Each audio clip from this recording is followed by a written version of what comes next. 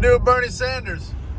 All right, so another week and another car. This is not my 300D. This is something a little bit different. This is a 1989 Mercedes 190E 2.6 with only 103,000 original miles. Yeah, we're pretty happy about this one. This was at a friend of ours' shop for a long time. Him and the owner had a disagreement, went back and forth. We ended up somehow coming out the lucky ones with getting the car, and I'm pretty happy about it.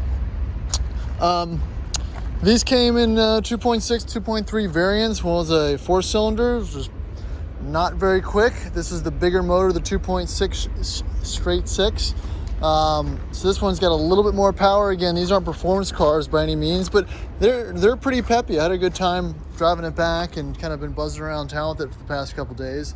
And again, it's not fast, but I can see how if you put a 5-speed in it, this would be a competitive, fun little car, and I dig it. I'm also a big fan of this color. I'm not sure what the paint coat is Mercedes-wise, but it really does pop, and I think it's aged very well. Yeah, let me just walk you through, I guess, kind of the upsides to what we're starting with for a base for this one. The first strong point this car's got going for it is great paint. If you can see, the bumper, the rubber, the paint on the wheels, all really, really great condition. The pinstriping is still good. You can kind of tell that it was probably painted, at least just the front part, the bonnet and the front fenders, and maybe the driver's door. The back, the boot lid and everything is a slightly different color. It's almost indiscernible, but if you're really staring at it, you can tell. I don't like to gloss over things too much, but for such a low mileage car, it's in great condition. No rust, no major wear. It looks great under there. It runs great, drives great. These tires are a little bit older, but other than that, it's in great condition.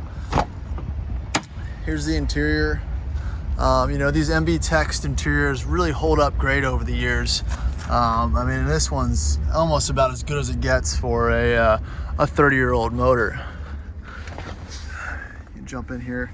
Yeah, everything works. You got some cracks on the dash, and not so much the dash itself, but the little plastic surround that everything goes in. But that piece is probably found at a local junkyard if we can find one. Carpets are in great condition, no leaks. Aftermarket stereo, which is fine, it's functional. The car has AC, the AC works. Sunroof works, all the windows work. Gonna need a windshield on it, but other than that, not too bad. Check out this little ashtray here, is pretty neat. Pop around back to the front. Again, the car's not without quirks. I do have a multitude of different keys. I think several locks have been swapped out or changed out over the past few years, but other than that, it's decent. I'm enjoying it so far. This car was pretty surprising. Start right up. There's the mileage. AC kicks on. Peppy little engine. Come around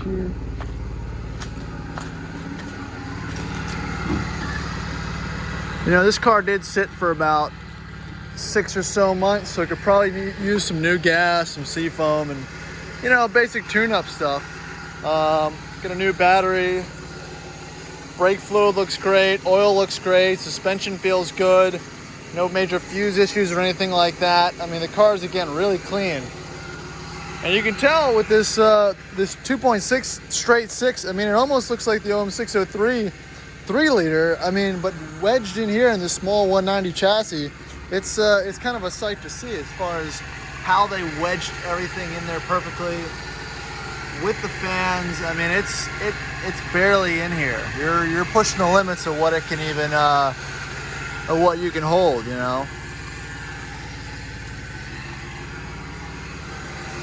But other than that, not too bad. We'll walk around this side. You know, let me see. Paint looks fairly straight. There's a couple dings here and there, but like I said, nothing crazy. No major rust up in the wheel wells. Suspension all feels tight. Let's check underneath. Got a little exhaust leak there, but it looks pretty dry under there, which is, you know, again, 30-year-old car we're talking about here, so I'm not too mad about it, you know. I always like to check the function of the windows in these old Mercedes. Always like to touch the floorboards and the floor pads. Make sure you don't have water pooled up under there. They're really thick and they can store a whole lot of water, and you wouldn't really tell until you pull it up.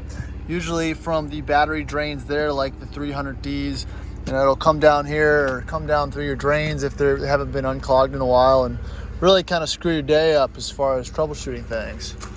But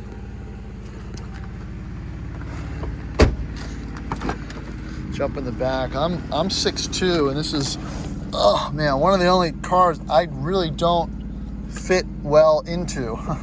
I mean, my head is absolutely touching the ceiling here, but you know, I could make it work. I wouldn't want to you know, spend too much time back here, but you know, for what it is, I think it's pretty decent.